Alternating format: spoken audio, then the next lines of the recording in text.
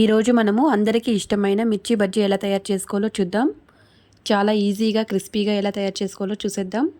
వర్షాకాలంలో లేదా సాయంత్రం వేళలో ఒక టీ కప్పుతో ఇలా క్రిస్పీగా మిర్చి బజ్జీ ఉన్నాయంటే ఆ మజానే వేరు కదా.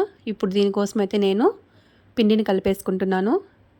శనగపిండిని 1 కప్పు వరకు తీసుకున్నాను. అలాగే ఒక హాఫ్ కప్ బియ్యం పిండిని అయితే తీసుకున్నాను. బియ్యం పిండి యాడ్ చేయడం వల్ల బజ్జీలు చాలా క్రిస్పీగా వస్తాయి.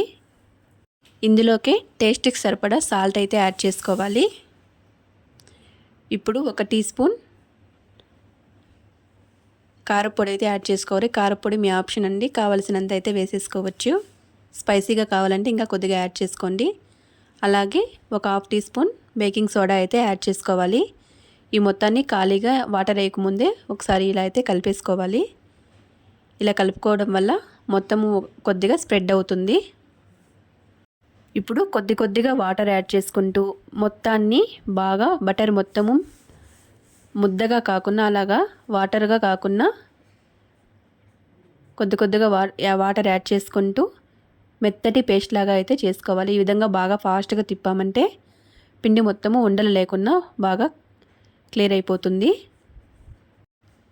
ఈ విధంగా పిండిలోకి మనము వేలు పెట్టామంటే పిండి మన వేలికి ఏమాత్రము అంటుకుంటుందో ఆ విధంగా మిర్చికి అయితే అంటుకుంటుంది. ఇందులోకి మనము చింతపండు అలాగే జీలకర్ర 2 తీసి స్టఫింగ్ అయితే చేసేసుకోవాలి.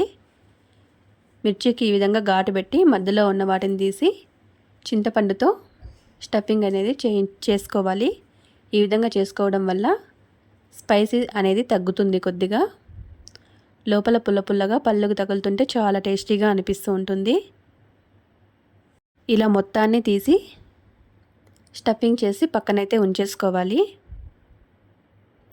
చాలా అంటే చాలా క్రిస్పీగా లోపల స్పైసీగా అయితే మిర్చి బజ్జీ రెడీ అయిపోతుంది.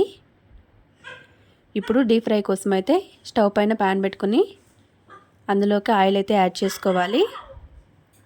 ఆయిల్ వేడైందా లేదా అనేసి ఈ విధంగా కొద్దిగా పైన చేయి పెట్టి చూసామంటే మనకి వేడి తగులుతుంది. ఇప్పుడు మిర్చిని తీసి ఇలా పిండిలోకి అయితే ఇలా అద్దేసుకొని వేసుకోవాలి. ఈ విధంగా మొత్తాన్ని అద్దేసుకొని ఒక్కొక్కటి తీసి డీప్ ఫ్రై చేసేసుకున్నామంటే వేడిగా మిర్చి బజ్జీ అయితే రెడీ అండి. మధ్యలో కలుపుకుంటూ మీడియం ఫ్లేమ్లో అయితే మిర్చి బజ్జీని డీప్ ఫ్రై చేసుకోవాలి. ఇలా వేసుకున్న తర్వాత మధ్యలో కలుపుకుంటూ మొత్తము గోల్డెన్ కలర్లోకి వచ్చే వరకు అయితే డీప్ ఫ్రై చేసుకోవాలి.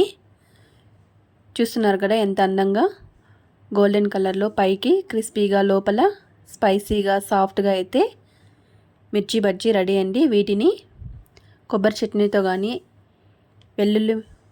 ఉల్లిపాయ ముక్కలతో కానీ తిన్నామంటే చాలా టేస్టీగా వస్తుంది. ఇలాంటి మరిన్ని వీడియోస్ కోసం జ్యోతిస్ కిచెన్ కార్నర్ని సబ్స్క్రైబ్ చేసుకోండి. అలాగే వీడియో నచ్చితే లైక్ చేయండి. మీ ఫ్రెండ్స్కి ఫ్యామిలీకి షేర్ చేయండి. Thanks for watching.